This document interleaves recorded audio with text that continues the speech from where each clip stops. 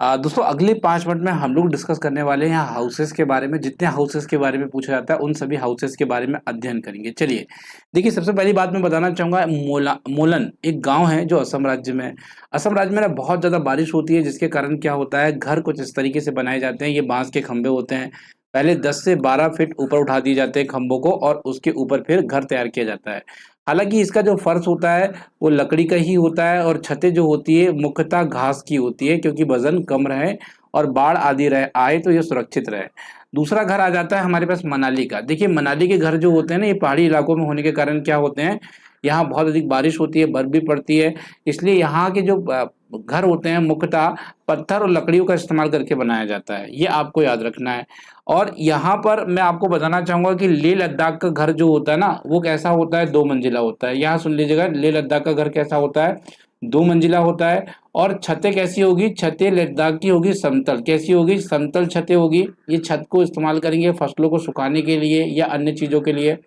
निचली मंजिल में कोई भी खिड़की नहीं होगी, ठीक है, ऊपरी मंजिल में खिड़की होगी, इन लोग रहेंगे। निचली मंजिल में क्या होगा, जानवर लोग रहेंगे, जैसे कि उनके पास पश्मीना बकरी है ना, बकरी को रख लेंगे यहाँ पे, ये सामान रख देंगे वो। ठीक है, लद्दाख के घरों की विशेषता है, याद रखेंगे आप लोग, बड़ा अच्छा प्रश्न था ये। आगे चलना चाहूंगा राजस्थान के घरों के बारे में। देखिए ये जो घर है मिट्टी का घर है, और ये राजस्थान में देखने को मिलता है। ये इनकी दीवारें बहुत ज़्यादा मोटी होती है, क्योंकि ये घर इसलिए बनाए जाते हैं ताकि गर्मियों से जा सके। इन घरों की 2 विशेषताएं, इनकी दीवारें बहुत मोटी होती हैं, और इनकी छतों में कटीली झाड़ियों का इस्तेमाल किया जाता है, और दीवारों को गोबर से लीपा जाता है।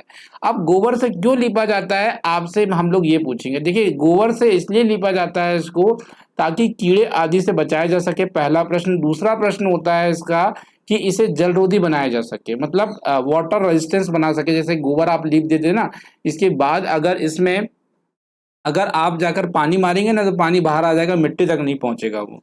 तो इसका भी एक बड़ा कारण रहता है कि गोबर से उसे लीपा जाता है।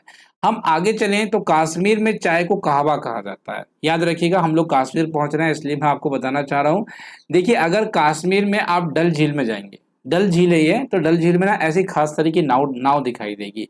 इस खास तरह की नाव को आप हाउस बोट कहते हैं। क्या कहते हैं, हाउस बोट कहते हैं। और हालांकि ये हाउस बोट में खास तरह की डिजाइन होता है, जिसे हम लोग खत्म बंद के नाम से जानते हैं। किस नाम से जानते हैं, खत्म बंद के नाम से जानते हैं।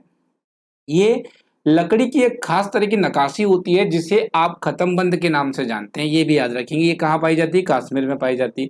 हालांकि नाव केरल में भी पाई जाती है, ये याद रखेंगे।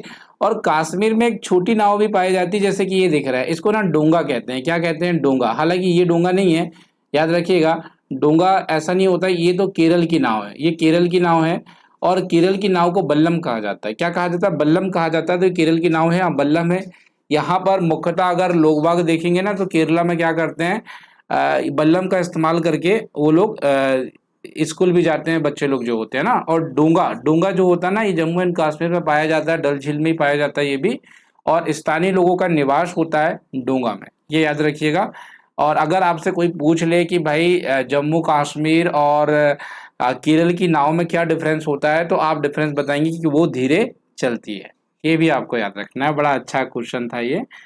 अब देखिए प्यारे दोस्तों, ये था आज का आपका 5 मिनट का वीडियो, जो आपको बता रहा था कुछ हाउसेस के बारे में, कुछ घरों के बारे में। तो कैसा लगा कमेंट बॉक्स में जरूर बताइएगा। बहुत बहुत धन्यवाद जुड़ने के लिए, thank you so much guys.